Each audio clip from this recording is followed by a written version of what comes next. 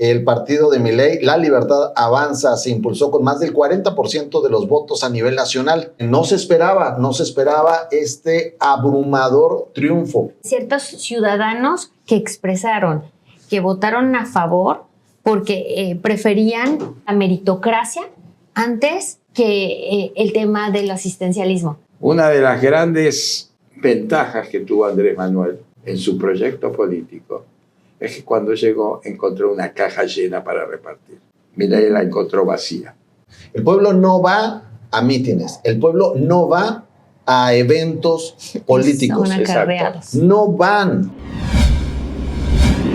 ¿Qué tal, amigos? Bienvenidos a esta mesa de análisis, a este podcast de Integra Noticias. Ya estamos aquí listos. Mi nombre es Eduardo Torres. Gracias por conectarse y de verdad nos ayuda muchísimo cuando usted comparte estos podcasts, cuando reacciona, cuando comenta. Es de la forma en que nos puede apoyar y se lo agradecemos muchísimo. Hoy estaremos hablando del triunfo de Milei en Argentina, una comunidad muy fuerte aquí en Playa del Carmen. Y creo que es un tema muy interesante porque es el reflejo de lo que puede suceder en otros países, incluido México. En esta mesa me acompaña Gustavo Ferrari. Muchísimas gracias por acompañarnos. Muchas gracias por la invitación.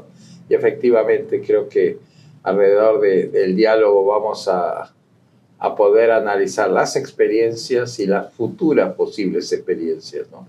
Excelente. Araceli Sandoval, una amiga ya de casa, empresaria, y que nos ha acompañado en N cantidad de mesas de diálogo, de análisis, y que ya te ves ausentado un ratito, sí, pero sí.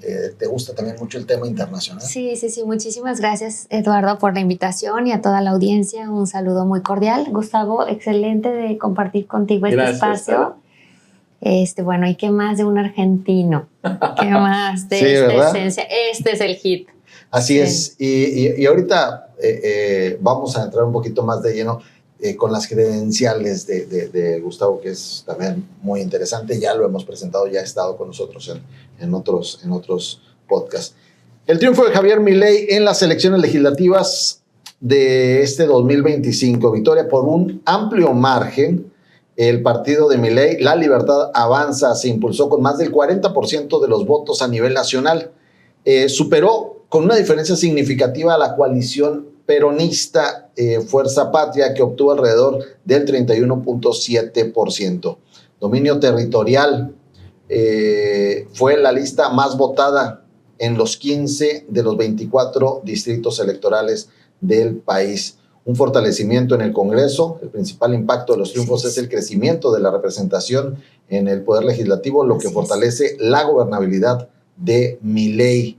Y bueno, todo esto tiene un fuerte impacto y sobre todo porque no se esperaba este abrumador triunfo. Sí, se esperaba que estuviera reñido, pero incluso no había buenas expectativas y sin embargo, pues contra todo pronóstico, ahí están los resultados. Gustavo, ¿qué pasó? ¿Qué se dio? ¿Cómo fue? Es una excelente pregunta para analizarla en diferentes etapas. Ok. La primera etapa es un cansancio de la población que no la está pasando bien económicamente. ¿Cansancio, un hartazgo? Sí, cansancio, hartazgo a escuchar que las ofertas de la oposición eran más de lo mismo. Me permito tirar un poquito y rebobinar atrás. Uh-huh. ¿De dónde surge Milei? Una persona, profesor universitario, ¿no? Bastante, digamos, apasionado de las ideas de la libertad, las ideas liberales,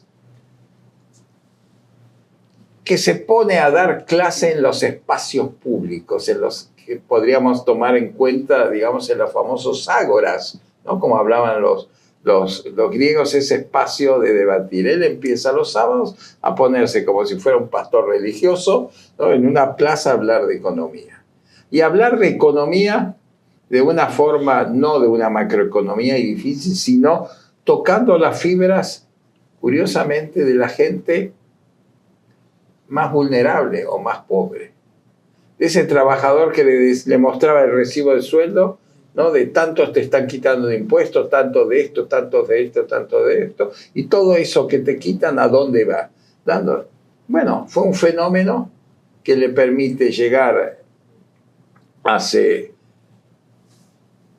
4 años a la Cámara de Diputados, siendo el único diputado por la ciudad de Buenos Aires. Debemos reconocer también es una ciudad de un voto más conservadora, y a partir de ahí se lanza con un proyecto nacional totalmente, digamos, contra el transgresor y destructivo de lo clásico que pasaba, lo que él lo bautiza en ese momento la casta política, ¿no? Entonces empieza a atacar, y evidentemente después de 3 años de un país que se encontraba en recesión, prácticamente al borde de default, más la pandemia, una pandemia que fue extremadamente, digamos, letal para la Argentina, porque el gobierno decretó un aislamiento prácticamente de 8 meses de todo, mientras aparecían fotos o después aparecieron el propio presidente haciendo fiestas, tertulias en la Casa de Gobierno. Realmente una economía que llegaba a una inflación prácticamente del 200% por mes, donde tú tenías un billete en la mano, ese billete tendría quizás 3 horas que había sido impreso por la Casa de la Moneda, porque la misma inflación se comía la emisión. O sea, un desastre, todos así. Él realmente surge como un fenómeno y llega a la presidencia. El tema es, llega a construir y destruir, ¿no? Es una suerte de un juego ambivalente, porque construir un proyecto en base a la destrucción de un país que estaba totalmente. Le cuesta, él lo avisa. O sea, nada de lo que pasó en estos 2 años del gobierno de Milei no fue avisado. Señores, abran la puerta del Banco Central, lo único que hay son papeles y deuda, ¿no? Lo único que yo les prometo eran las 2 cosas fundamentales: déficit cero y bajar la inflación a un dígito. Y en 2 años, bueno, se llegó al déficit cero, a bajar la inflación a un 2%, después donde estaba 200% mensual, no anual, estamos hablando mensual. Lógicamente que eso lleva un costo que si lo analizamos, Eduardo, yo hice un estudio. Las cosas que realmente se le criticaron a Milei, cierre de tal lugar, cierre de esto, los subsidios, son las mismas que, aunque parezca mentira, implementó López Obrador en sus primeros años de gobierno. Recortar el presupuesto al CONICET, perdón, ¿no? O CONACYT se llama aquí. También reducción, el cierre de esto, el cierre de los convenios a los medios de comunicación. Todo eso, de un lado o del otro, ideológicamente antagónicos, estaba lo mismo. Este costo del que estamos hablando, o sea, la población lo resintió. O sea, al final de cuentas, en muchas ocasiones se quieren cambios, se sabe que las cosas van mal y demás, pero no se está dispuesto a padecer el precio. El precio por donde se va a atravesar, así es. Sí, pero lo asumió la población con sacrificio. Sí. Y donde yo creo que vio la diferencia es que medianamente su sueldo, si era poco, le rendía para lo mismo. O sea, en la Argentina de 4 años atrás, tú ibas, creo que tú estuviste, no, pero ya estabas en este gobierno. Entonces dice, yo voy a comprar esta taza. Ibas a las 6 de la tarde, de la mañana a 8 de la mañana. ¿Cuánto cuesta? 4 pesos. Perfecto. Ay, muy bonita, le voy a regalar una a mi mamá. Ibas a las 3 de la tarde, ¿cuánto cuesta? 10 pesos. Como si hoy... ¿no? Y tenían prácticamente hasta sus sistemas, ¿no? Programados para hacer eso. Entonces, lógicamente, ahora, ¿qué pasó? Para empezar, tu sueldo se estabilizó. Si quieres llamarlo, por ejemplo, la Argentina tenía ¿Cuánto está hoy el tipo de cambio aquí? Llamemos 17.50, 18. Bueno, Argentina tenía, no alcanza el 18. Tenía 40 tipos de cambio oficiales. Hasta llegó en su momento a haber un que se llamaba dólar Qatar. Tú dices, ¿qué es eso? Era durante el Mundial de Fútbol de Qatar. Tú querías ir a viajar, entonces el gobierno, para motivar que tú viajaras, te asignaba un tipo de dólar. O sea, tu billete o tu reservación la hacías a un tipo de cambio.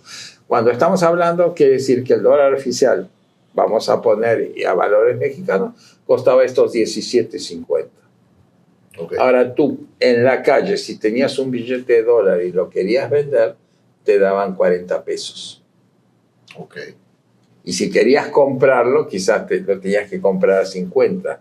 Entonces, como era un dólar oficial ficticio, entonces con cada sector el gobierno en ese entonces negociaba un tipo de cambio. Entonces eras exportador, agroexportador, te daban un tipo de cambio. Si eras era la medida. A la medida. 40 tipos de cambios. Acá se desapareció todo, se puso algo.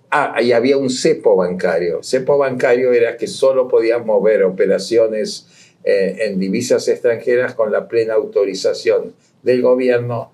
Y, o sea, un importador, si el gobierno no le autorizaba el giro de divisas, no podía traer. Entonces también se producía una recesión económica. Quizás es muy técnico, pero es la economía de nuestra casa que digo, si no me llega, digamos, la quincena, no puedo salir a comprar. Entonces, toda esa, en el buen sentido académico, desmadre, afectaba, ¿no? Realmente las inversiones. No solo la economía, sino realmente el movimiento del país. Y él dijo, bueno, eso se terminó. La primera medida fue, evidentemente, luchar por un déficit fiscal.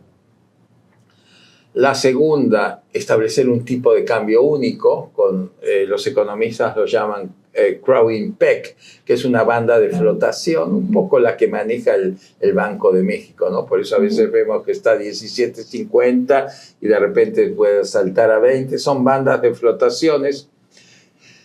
Y segundo, un recorte completo de los gastos del Estado, como si cuando la famosa motosierra, de veras, y tomando un abrupto de la calle del Caló y gacha.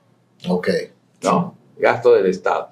Lógicamente, eso también le trajo problemas, y es ahí donde el ataque fundamentalmente dijo, bueno, le quitó a la universidad, le quitó a la salud. Y el argumento fue, yo no le quito ni a la universidad ni al sistema de salud. Yo le estoy quitando a los aviadores, porque él te demostraba, bueno, el hospital tal, hospital XYZ, bueno, ha recibido en estos años tales, y nosotros dimos tal. Solo que el 90% va para gastos administrativos de gente contratada en los últimos 4 años. Llegaron a analizar de que una oficina o una dependencia, su sede central era una habitación, quizás como esta, como el estudio, y tenía 3.500 empleados. Imposible. O sea, imposible, ni siquiera. Entonces, el primer día le dijeron, ok, no les depositamos la nómina, vengan a buscarla. Y cuando era la fila de 2 kilómetros de gente de esa dependencia, bueno, está bien, aquí está tu sueldo, ¿qué haces? No, yo estoy asignado porque soy un líder de tal colonia. No. Entonces, realmente la motosierra funcionó. Quizás no tanto como se debía. El tema, lógicamente, los intereses. Somos un país que proviene políticamente de un movimiento de los últimos 80 años con el peronismo, donde su fuerza estructural está en el sindicalismo, ¿no? Es como en el viejo PRI, tú le cortaras los víveres al famoso Fidel Velázquez que tuvo México durante 60 años. Entonces, ese enfrentamiento, lógicamente. El problema, digamos, en estos últimos años, que que para hacer todo eso necesitas fondearlo, o sea, necesitas tener fondear, y eso es lo que no había. O sea, los créditos internacionales estaban totalmente controlados, y el Fondo Monetario, las condiciones, ¿no?, que estaba poniendo en algunos casos eran bastante leoninas y prácticamente imposibles de cumplir. Es como que tú digas, bueno, yo te doy el crédito para la casa o por el auto, pero necesitas pagar el 80% al contado. A ver, si yo tuviese 80% me lo compro y no recurro a ti, y cosas por el estilo. Entonces, ahí salió lo que algunos dicen, bueno, ese alineamiento que de por sí ya lo tenía con la administración americana, que no nos engañemos, fue la misma que tuvo Zedillo con la administración Clinton, cuando salva en el año 95 el famoso crisis tequila que dio la vuelta al mundo. Ahora, comentábamos. ¿qué debemos, a qué le debemos de prestar ojos de oído a nivel ciudadano, a nivel de los ciudadanos? Y en cierta manera compartimos muchas cosas el país como de latinos, Argentina, así es. y México ahora. Bueno, algo de lo que yo he estado, bueno, estuve revisando en toda la información que se está moviendo en redes sociales y demás, y que me hizo mucho sentido, es la voz populi de ciertos ciudadanos que expresaron, que votaron a favor porque preferían y estaban apoyando la meritocracia antes que el tema del asistencialismo. Y este tema fue muy, muy puntual. En los discursos era la libertad. Libertad de expresión, libertad a nuestros derechos. Y justo ese es uno de los comentarios que tú dirías, ¿eso hay que prestarle atención o es discurso solamente? Por un lado, el tema de que si eres una persona que trabaja y se esfuerza, ¿cómo es posible que no te ajuste tu dinero mientras a los que no hacen? Que esto es un tema que pasa en el cotidiano, en el bolsillo del argentino. ¿Cómo es posible que ellos tienen mayores beneficios en un punto, ¿no? Entonces ellos están apostando a este cambio y este continuo estilo libertario. Sí, pero pasa lo siguiente, y coincido contigo, Ara, pero creo que la pregunta, Eduardo, va más allá, y la veo, creo que inclusive por un fenómeno, o sea, el principio de la libertad, en general en la Argentina, creo que también se traslada a otros países de América Latina, surge también de su propio concepto natural como nación. Nosotros somos un país de 50 millones de habitantes, inclusive que creció en los últimos años y se ha detenido, donde el 80% de la población es una población inmigrante, ¿no?, traída de los grandes conflictos de la Europa de principios del siglo XX. Primera Guerra, ¿no? Entonces ahí tuvimos las grandes inmigraciones italianas, en la Guerra Civil Española, digamos, en Alemania tuvieron muchos alemanes, digamos, lo que llamaba el ruso blanco, ¿no?, antes de la Revolución Rusa, polacos, unas colonias de comunidades financiadas precisamente por los alemanes, que eran como pequeñas comunidades judías de Alemania, que las instalaron en ciertos lugares en la Argentina, y muchos de ellos con un pensamiento también, o sea, se estaban escapando de la opresión, entonces llegaron a un país libre, un país que les daba las facilidades en todo sentido, ¿no?, para que ellos ejercieran su libertad. Se encontraron, digamos, en ese momento Argentina estaba entre los 6, 7 países más importantes y ricos del mundo. Y hay una famosa obra literaria que creo que refleja esto que estoy diciendo, que se llama Mi hijo el doctor. Esa persona, inmigrante, chacarero, trabajador, metalúrgico, obrero, que se encontró en un país donde le permitía vivir con dignidad, trabajar bien, y con ese esfuerzo tener su pequeña tierra, su casa, y educar gratuitamente a sus hijos. Entonces, digamos, yo pertenezco tal vez a una generación de mi hijo, el doctor. Okay. ¿No? Porque la mayoría te decía, ¿no?, que tú tenías compañeros en la escuela o inclusive en la universidad. Y ellos orgullosamente decían, mi papá es plomero y con lo que trabaja de plomero, de fontanero o lo que sea, me está pagando la educación. Cosa que no cualquier país podía decir. No. Entonces, ese concepto de la libertad yo creo que es nato. Inclusive se ve reflejado en las características de la sociedad. ¿A qué me refiero a eso? Vos ves esa famosa casta que habla Milei política. Inclusive es bastante transgresor y comparada con México, yo llegué a mis 9 años a este país. Y es algo que jamás he podido lograr, no entenderlo, entiendo perfectamente, pero haber visto cambiar es esa casta política. ¿A qué me refiero? El hecho pareciera que es un estatus social, ¿no? El ser político, y te desapareces, te alejas. Cuando yo te hablo, que también muchas veces pasa en Europa o en otros países, a ver, vos vivís en un pueblo, tenés una aspiración de ser alcalde del pueblo y sos el farmacéutico, el dentista, etc. Bueno, termina tu periodo y vos volvés a tu consultorio, a tu farmacia, ¿no? Claro. A la lechería y lo que sea, y no pasa absolutamente nada, no. Salvo que después aspire otra cosa, ¿no? Pero en general, no. Y eso también se ha dado en general en la política argentina. Esa suerte de transgresión, a ver, yo me gustaría, pero también trasladado a toda Sudamérica, que me digas, en los años que tenemos de vida, que quizás, no sé, lo conociste a Obrador, a Peña, a Felipe Calderón, a Fox, Zedillo, Salinas, ¿cuándo has visto una foto de este tipo en la playa? Porque es la etapa de vacaciones y el presidente quiere quiere tomarse una semana de vacaciones, ¿no? Y tú lo ves en Sudamérica, ¿no? A los presidentes como común, ¿no? Se van entonces, por ejemplo, hay meses como es el Ferragosto europeo, que están en la playa y jugando vóley y a ti organizamos, ¿no?, una cascarita, sí, claro. Y no pasa absolutamente nada. Y creo que Milei es un producto de eso. O sea, un tipo que, no sé, como él dice, tomaba taxi o tomaba el camión para ir a dar clase.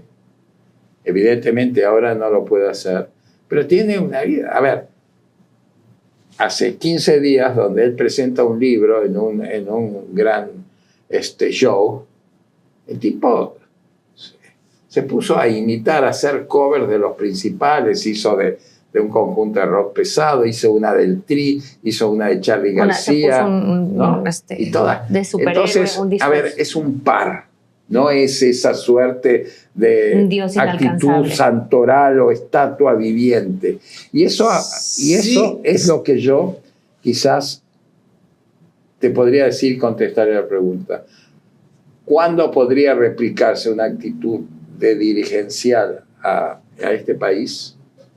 Cuando nos quitamos la máscara. A ver, es un tipo que no es casado y todos los meses sale, se supone, de novio con una nueva artista, vedette o no sé qué.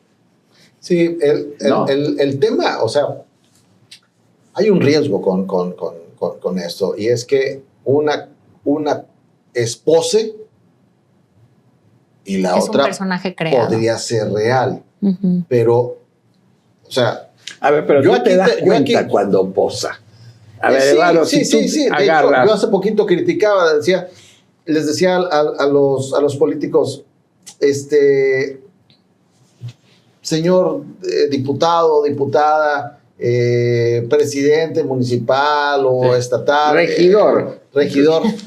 Deje usted de andar tapando baches y haciendo como que usted los está tapando y agarrando la pala y poniéndole y agarrando la mezcla y dando paladas de cacharros o levantando sargazo. No se le contrató para eso. No se le contrató para eso. Pero segundo, no es creíble. Exacto. Entonces, cuando me hablas ahorita de esas, sí, o sea, aquí hay muchos que se dan baños de pueblo. Claro. Y aseguran que van y se compran una marquesita en la plaza y que se la comen. Sí, pero te la levantan. Y curiosamente te la levantan por las redes sociales como si fuera el gran triunfo de la democracia comerme una marquesita. Claro, y hay chorrocientos fotógrafos sacándole la foto cuando le está dando así a la marquesita y sí, es del pueblo. Entonces, no. Ahí es donde no me la pregunta no me hace es, ¿qué es el pueblo? Y ahí voy, digamos, a un tema específico. El pueblo no es el que va a un mitin y grita, presidente, presidente. Ese no es el pueblo. El pueblo no va a mítines. El pueblo no va a eventos políticos. No van. O sea, dime quién en su sano juicio va a ir a perder toda una mañana para estar sentado en un salón esperando que le presenten políticos. No se está presentando ningún artista, no se está presentando nadie. Va a ir a presentarse nada más el político. No es cierto. No existe. Bueno, entonces todas esas cosas fundamentalmente son los que apuntalaron ese fenómeno de una persona que no es así, pero además que tiene una representatividad y la sigue teniendo en la juventud, porque esa juventud también está transgresora. La pandemia, nosotros no nos dimos cuenta que nos cambió el chip de la cabeza.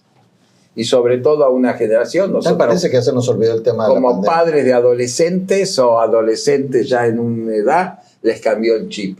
Para mí, la pandemia es el reflejo perfecto de lo que cuesta una mala decisión. Total. Una mala decisión costó vidas, y muchas.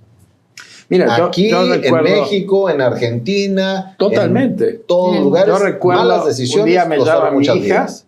Que tenía un excelente trabajo, ella es arquitecta en una corporación inmobiliaria. Ajá. Me dice, estoy en la antesala para hablar con mi jefe. Le digo, ¿qué te pasó? No, que voy a renunciar. Después de la pandemia. Entonces, le digo, bueno, pero no, estoy harta, podrida. Dice, me tuvieron un año en mi cuarto, que era mi cuarto, mi oficina, mi comedor, ¿no? Mi dormitorio, todo. Dice, estaba en pijama, nada más me ponía una blusa. Mi sala de juntas, todo. De la empresa nos mandaron una pantalla panorámica para que revisáramos las obras, ¿no? Al rato me llama, le digo, ¿hablaste? Sí. ¿Y qué te dijo? Que tiene razón, que le está pasando lo mismo con su hijo. Salió de la reunión, se fue a una agencia de viajes donde sale el primer pasaje para el mundo. O sea, necesitaban, digamos, recuperar su libertad. Y en este caso, mi crítica, y lo estamos viendo en el Estado, lo vimos en el Estado. Vos fíjate, hoy uno de los aspirantes es un muchacho joven. Preparado en una universidad reconocida del país, con maestría en una universidad reconocida del país, pero es joven. Pareciera que el estatus aspiracional es eso, es encasillarlo, ponerle una guayabera, ponerle gel, ponerle su pluma acá y sentirse, no, ahora es un político. Así es. Y no aprendemos lo que ha sucedido con personajes jóvenes en poder. Exactamente. Entonces, a ver, y lo mandan a plantar arbolitos en la zona maya para que tenga un pensamiento ecológico.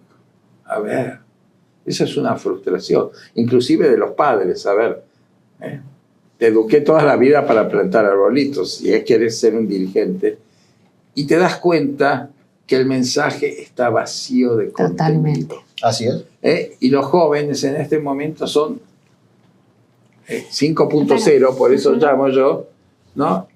De pocas palabras y cosas concretas. Entonces, a ver, no me chorees. Yo quiero que conectemos esto de cuál fue el fenómeno Milei, por qué ganó Milei, y luego cuál es la relación con Estados Unidos, o sea, realmente de qué va.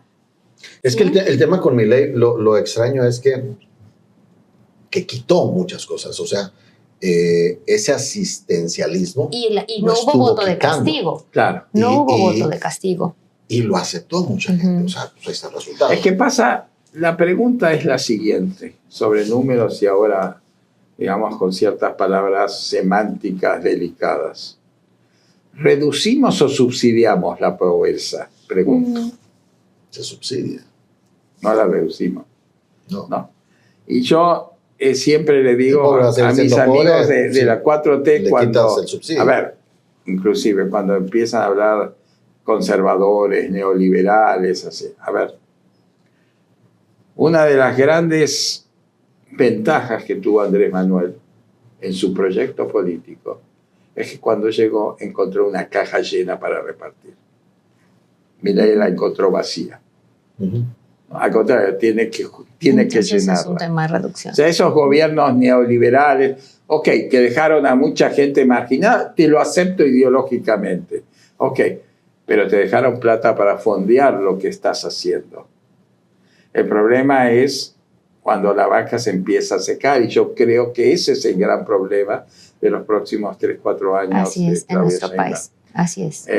No ha habido nuevas inversiones en un mundo que está en una recesión por conflictos bélicos, por problemas, inclusive, ¿no?, de la misma administración Trump, lo que sea. Entonces las remesas han bajado, el turismo está bajando, que son las principales industrias, el precio del petróleo, vamos a energías renovables a pesar de Dos Bocas, ¿no? Entonces, todo bien, fenómeno. Pero estate atenta porque pasado mañana te va a llegar la tarjeta de crédito y de dónde la vas a sacar para pagar. Y fíjate que para mantener el gasto social se están reduciendo también determinados. No parece, etcétera, porque quizás no afectan a la población directamente, pero sí indirectamente. Ciertos temas de investigación, el tema de las medicinas está totalmente cortado. A ver, en tu casa, si ganas 20,000 pesos y gastas 50,000, algo funciona. Entonces empieza algo no funciona. Algo funciona mal, ¿no? Entonces empieza a recortar. Y yo siento o veo de que eso está pasando. O sea, estamos, lo que a veces llamo yo un pre-reloaded, ¿no? Como renovado, pero con dos cosas para mí fundamentales frente a ese nuevo PRI. El PRI te preparaba cuadros. Podías estar de acuerdo o no, pero en ciertas tenemos el modelo Salinas, yo los compartí en mis años de Harvard, habían mandado a todos los chavos medio capaces, maestrías y todo lo demás, para decir, bueno, preparación. Nos va a tocar. De ahí salió Cedillo, de ahí ya salió iba a haber líderes, ¿no? Se creaban cuadros, se creaban liderazgos. En esta primera etapa de Morena, en su conformación, como también lo dice la misma palabra de generación, ellos toman las terceras o cuartas líneas de los partidos tradicionales que dan el salto, porque en sus partidos tradicionales no tenían cabida.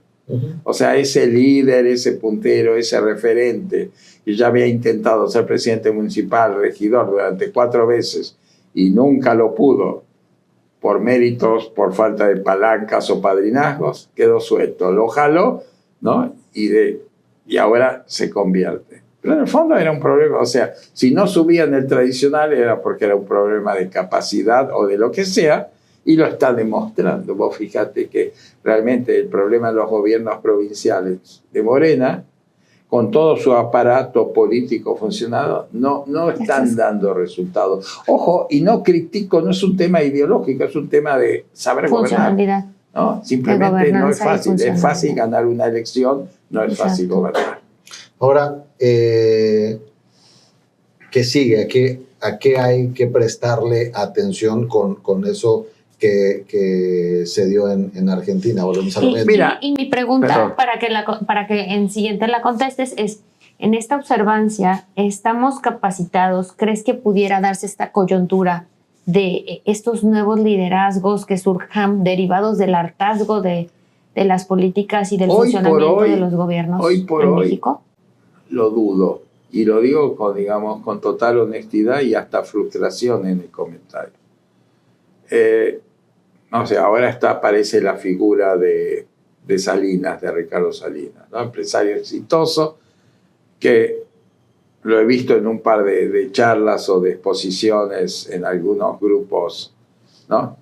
Que para hacerse el más simpático, el imitador, hasta copia, ¿no? Frase de Milei, zurdos de mierda, ¿no? Todo eso, ok, pero tú no lo sientes, o sea, las copia, pero no lo sientes. Pero vos fíjate que también México tuvo algunos fenómenos que desaparecieron. Para empezar, digamos, el famoso liderazgo generacional del México, que ahora se cumplió del 68. Uh-huh. Los cooptó el PRI, se convirtieron en burócratas 3 años después. Después, inclusive, el movimiento ¿cómo se llamaba? El que se formó durante Peña. ¿En Chiapas? El de los 33 o algo así. El de los 42. No de los que mataron, sino salió de la universidad. Eran un movimiento estudiantil fuerte que cuestionó cuando Peña fue a la universidad. Bueno, los de la Ibero. Desaparecer, que salió de la Ibero, desaparecieron, ¿no? Como estaba este chico independiente en Jalisco, Kumamoto. Sí. Desapareció. ¿No? Se integró al sistema. Se fue yo creo de que eso es lo que, por decir así, me preocupa a tu pregunta. No veo por dónde aún. O sea, el sistema está muy atado o el sistema quizás puede generar un estallido muy grave si explota. Entonces, quizás parte del acuerdo político no suscrito es contengamos eso. O sea, es un país con diferentes vulnerabilidades y con la presencia también, ¿no? de grupos no voy a llamar ni siquiera grupos delictivos, ¿no? Digamos, de una economía informal mantenida, digamos, por un negocio, ¿no? Uh-huh. Es peligroso. Sí, definitivamente. Es muy peligroso. Yo lo viví, trabajé 3 años en Michoacán, en negociaciones del proceso de pacificación, y llega un momento donde tampoco encontrás respuestas, ¿no? Yo en la zona purépecha, en la montaña, de repente una señora que no tenía una tiendita y hablabas con ella y en la parte de atrás de su ranchito tenía unas matitas y te decía, con esas matitas viene un señor, me las compra cada 15 días y con eso mando a mis hijos a estudiar a Guadalajara, a la universidad. Entonces vos tenías una mezcla que podías decir que esa mujer era una narcotraficante, no, era una víctima del sistema o de la ausencia del Estado. Sí, claro, y eso aquí en México pues ni se diga. O sea, exacto. Es el cotidiano. Las mejores series, el mejor contenido es el de Narcos. Y además aspiracional en los jóvenes, ¿no? Sí, en cuestión de la música también. Pero bueno, ¿qué sigue o sea, cómo percibes que sea este segundo piso de Milei? Mira, el segundo piso de Milei es que se dé cuenta de que hay mucho que corregir, ¿no? Que eso, entre ellos se hablaban de las reformas. Gestión, ¿no? Sí, reforma el económica. outsider es el gran problema. Y te voy a contar una historia. Yo de chico juntaba sellos postales, ¿no?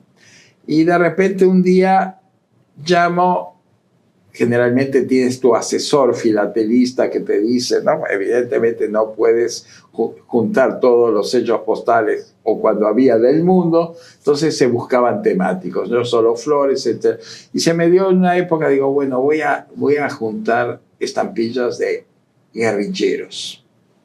Entonces le digo a mi agente, ¿sabes qué? Búscame, y me dice, bueno, pero muchos de ellos son presidentes, ¿no? Sobre todo de los países africanos, ¿no? Claro. ¿No? Entonces, ya no es el joven guerrillero, ahora es el presidente de la República. Entonces, le voy a tener que dar estampillas con la cara del presidente de la República.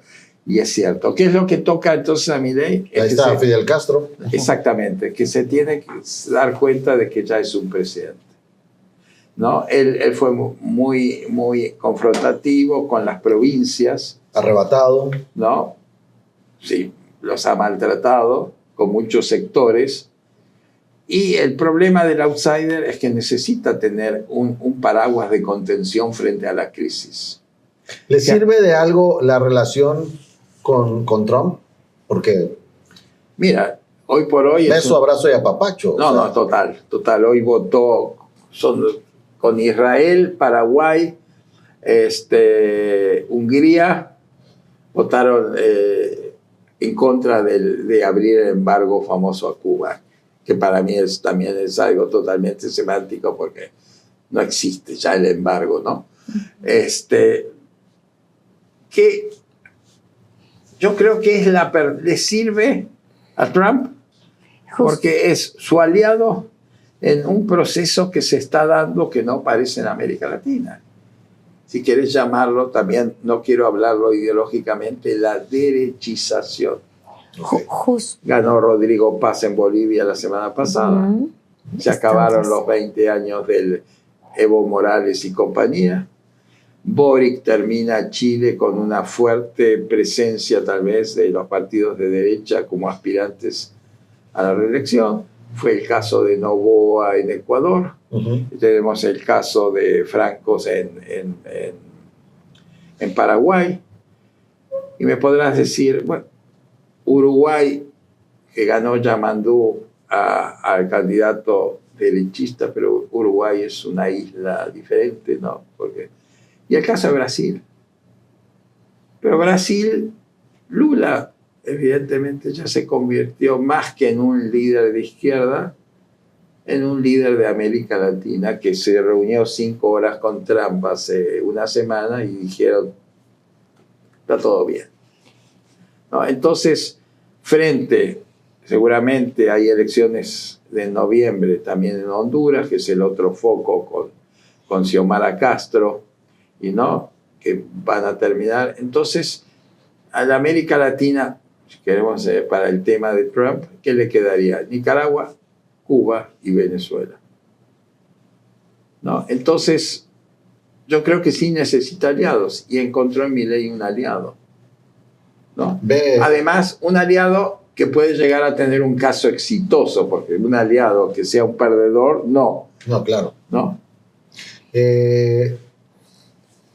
¿Crees que impacte ahora?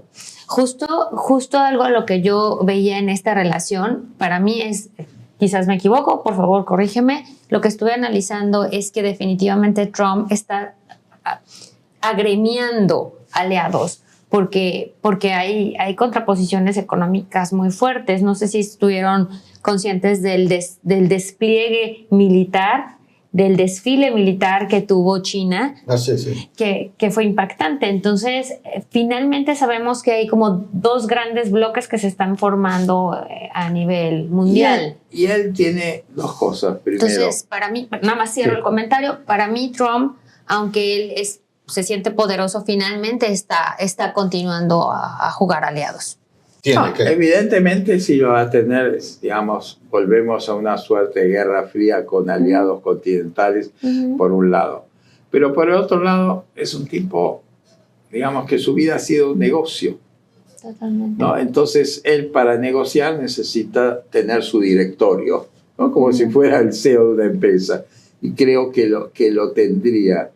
Evidentemente, también hay que estar atentos cómo va a ser su elección de medio término, ¿no? En base. Y su famoso, devolvamos la grandeza otra vez a América, ¿no? Que fue. Entonces, él está marcando, digamos, su propia agenda, ¿no? Se vanagloriaba y no lo logró por una cuestión de horas, lo del Premio Nobel de la Paz, ¿no? Porque con la firma del acuerdo de Gaza con Israel. Yo siento, en un mundo bilateral, ellos no creen en el multilateralismo. Así es. ¿No? Entonces, Si tú dices, bueno, no, yo soy el bloque de países petroleros, no, ¿cuál es tu problema? Me siento contigo, después me sentaré con Araceli, ¿no? La relación es personal, ¿no? Sí. Y como yo siempre lo cito, algo que todos los días lo recomiendo a todas las personas, no te puedes ir de esta vida sin ver las 3 tandas de lo que fue la película El Padrino. Sí. ¿No? La primera, ¿no? Cuando le dijo, no es un problema contigo, es una cuestión de negocios. Y después hablemos de lo que sea. Y la última, el papel de la iglesia, ¿no? Dentro de las finanzas del mundo. Afortunadamente ahora que se han aplacado un poquito. Entonces, la realidad es que vuelvo a decir, en este mundo globalizado, interrelacionado, yo me siento a hablar contigo y los problemas los arreglo contigo, ¿no? Y ese, o sea, hablando del respaldo, el verlo directamente con Milei, o sea, Milei siempre lo vio como su héroe, Donald Trump, Sí. y lo manejó siempre así. ¿Tuvo que ver ese espaldarazo que le dio días antes de las elecciones? No creo hacia la gente. Yo creo que, a ver, no por Trump nos apoya Estados Unidos. No, pero... Con él puede haber jugado una situación de decir, el gran problema que hoy, digamos, me agobia, lo tengo solucionado, que es el tema de la plata. Porque para seguir haciendo yo necesito el fondeo, y no lo tenía. No lo tenía porque en el fondo, ¿qué es lo que pasa? Al ser un país chico y de una economía tan sufrida en los últimos 40, 50 años, con poco dinero haces un desastre. Yo nunca me voy a olvidar, fue la pregunta que me hicieron cuando en el examen final de la carrera del cuerpo diplomático. Acababan de vender a Maradona en ese momento al Barcelona. Estoy hablando del año 80 por ahí, ¿no? Y es digamos, el examen final es lo que se llama un gran coloquio, ¿no? Te metes ahí, te ponen capitostes, embajadores, funcionarios, militares, generales, y te van bombardeando desde la película que se está estrenando en ese momento, en cartelera, en un cine, hasta lo que sea. Y alguien me pregunta, ¿la venta ayer de Maradona influye en la economía del país? Claro. Tú dices, no. Yo digo, depende. Hoy la Argentina, con 20 millones de dólares, haces un caos en el mercado. Subes o bajas. Y yo te vuelvo a decir, porque soy parte que lo sufrí, el famoso caída del gobierno de Fernando de la Rúa en el 2001, que fueron los saqueos famosos en el supermercado, etcétera, etcétera, etcétera. Ya de viejos, por así, con de la Rúa y con ese momento, el que era ministro de Economía, yo les hice una pregunta. Le digo, Domingo, que era el ministro, ¿con cuánto haces un desastre y desestabilizas? En ese momento, y yo te pregunto algo, Lalo, ¿con cuánta gente haces un relajo en un súper? 20 personas te gustan. 10 personas. Entonces, en ese momento, teníamos una economía 1-1, cuasi dolarizada, te van dando 50 pesos, eran 50 dólares. Te subían y te decían, vamos a poner aquí en Walmart, están regalando comida, cosa que no era cierto. Te subían a un camión, ¿no? Entonces, lógicamente, los agitadores que son tan comunes en estos procesos, no están dando comida, vamos a entrar. El saqueo. Y estabas diciendo, un camión que 20 personas, a 20 dólares más o menos, 400 dólares. Lo hacías, y como sucedió, al mismo tiempo $4.000 en 10 supermercados. Si querés, 400.000 en 100 supermercados del país, que es una barbaridad. Sí, claro. Yo le digo a Fernando de la Rúa, Fernando, tenía una confianza de años, con $400.000 que un grupo político, se lo gasta en un acto partidario, le tiraron el gobierno. O sea, la debilidad institucional frente al tema económico, ¿no? Entonces yo te digo, si tú eres lo que se llama, nosotros decimos timba, el tipo que es un jugador empedernido en el casino, ¿no? No sé cómo generalmente tiene una palabra. Se mete en el mercado con unos 5 o 6 millones de dólares y lo juega en una economía totalmente, digamos, paralizada, exprimida, te hace. Claro. Te hace en el sentido, y nosotros lo sufrimos. Tengo un íntimo amigo mío que en la juventud trabajaba como ejecutivo B. Ve a hacer tal cosa en una financiera. Y dicen que sus jefes le daban, suponte, un paquete de 30 o 40 mil dólares. Vete a la casa de cambio tal. Y empiezas a hacer movimientos de compra y venta. Dejas esta maleta y te vas enfrente a tomar un café. Sí. Claro. A los 30 minutos ve a buscarla y deja. En esa suerte de spread, ¿no? Donde las tasas las subías, quizás con esa misma maleta, ¿no? De esos 20.000 ya se convertían en 25. Y se iba, dice, yo salía a las 11 de la mañana y volvía a las 6 de la tarde y ese dinero que yo llevaba ya se había duplicado. Entonces también tenemos que ver la debilidad de los mercados. Sí, definitivamente. Gustavo, muchísimas gracias No, al contrario. por la plática. Y yo creo que esto da para da los muchísimo. temas, no nada más para lo de Argentina, para muchos temas y el problema que hay en sí en toda América Latina, sí. A lo que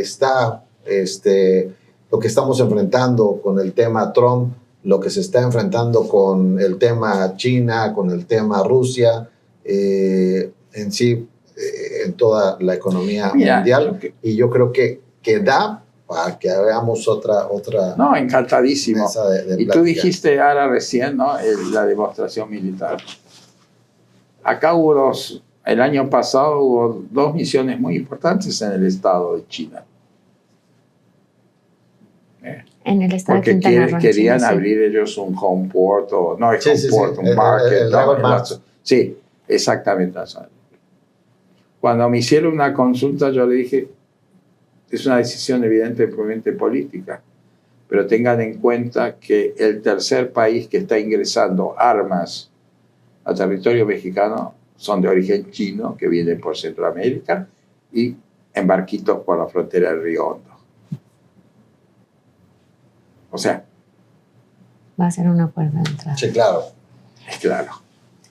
Y si puedes hoy, fuera de las armas de Estados Unidos, muchas de las armas que usa el crimen organizado son de origen chino. A mí me gustaría, para ir concluyendo, tal cual como ya está cerrando Lalo, si estamos muy conscientes en esta mesa de diálogo, que en este podcast del día de hoy, que se requiere la creación de liderazgos, la formación de cuadros, que en un posterior se utilicen para que sean nuestros nuevos líderes, como lo mencionabas, con lo que hoy tenemos en el Estado en particular y también lo vemos a nivel nacional. ¿Cuál sería la misión para la creación de estos liderazgos? Yo te diría, para empezar, no es la universidad.